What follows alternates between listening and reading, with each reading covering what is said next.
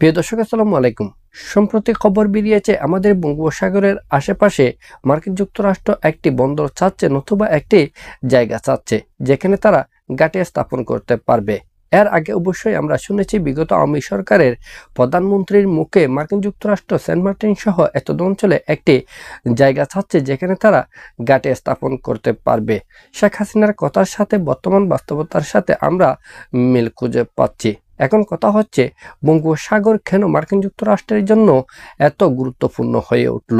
আজকে আমরা এই ভিডিওতে সে বিষয়টি নিয়েই আলোচনা করব। আমরা সকলে জানি বঙ্গোপসাগর ভারত মহাসাগরের একটি উপসাগর মাত্র, যে সাগরকে কেন্দ্র করে দক্ষিণ এশিয়া এবং দক্ষিণ পূর্ব এশিয়ার দেশগুলো স্বপ্ন বুনছে উন্নতি করার, সমৃদ্ধি আনয়ন করার।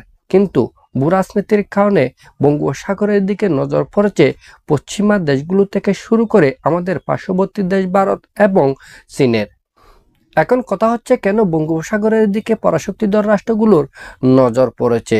এর কারণগুলোর মধ্যে অন্যতম কারণ হচ্ছে, দীর্ঘদিন ধরে আমরা দেখতে পাচ্ছি বিশ্ব এখন মাল্টিপোলার বিশ্ব ব্যবস্থার দিকে এগোচ্ছে, আর সেখানে চীন একছত্র আধিপত্য বিস্তার করার জন্য প্রচেষ্টা অব্যাহত রেখেছে।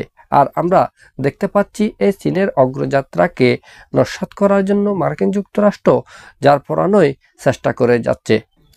মধ্যপ্রাচ্য থেকে আরব সাগর, ভারত মহাসাগর এবং মালাক্কা প্রণালীর মধ্য দিয়ে দক্ষিণ চীন সাগর হয়ে চীনে যাওয়ার যে জ্বালানি রুট রয়েছে, সে রুটকে কেন্দ্র করে মার্কিন যুক্তরাষ্ট্র একটি সামরিক জোট গঠন করেছে, যেখানের সদস্য হচ্ছে মার্কিন যুক্তরাষ্ট্র, অস্ট্রেলিয়া, জাপান এবং আমাদের প্রতিবেশী দেশ ভারত।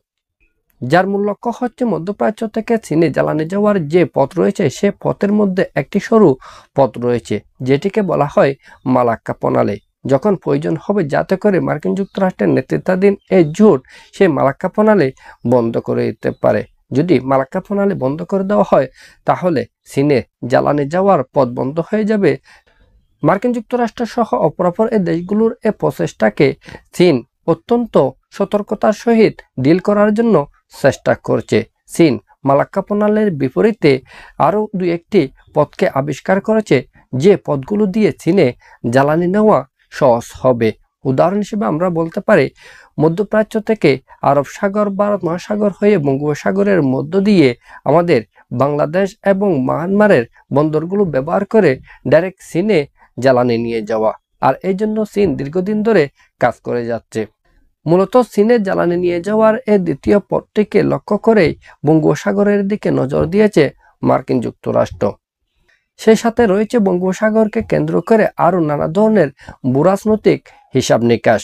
বিশেষ করে মায়ানমারে বার্মা অ্যাক্ট কার্যকর করা, রোহিঙ্গাদের আরাকান রাজ্যকে নিয়ে নতুন করে জাল বোনা এবং ভারতকে নতুন করে ডিল করার কাজ সম্পন্ন করা। এখন কথা হচ্ছে, বাংলাদেশ কি করবে। বঙ্গোপসাগরকে কেন্দ্র করে পরাশক্তিধর এই রাষ্ট্রগুলো যে অপতৎপরতা অব্যাহত রেখেছে, সে অপতৎপরতার সাথে শরিক না হয়ে বরং বাংলাদেশের স্বার্থকে বিবেচনায় নিয়ে প্রত্যেকটি রাষ্ট্রের সাথে সুসম্পর্ক বজায় রেখে নিজের স্বার্থ আদায় করতে হবে। সেই সাথে সকল দেশের সাথে কূটনৈতিক সম্পর্ক যেমনইভাবে বজায় রাখতে হবে, ভুল ক্রমেও কোনো একটি দেশের সাথে ঢেলে পড়া যাবে না।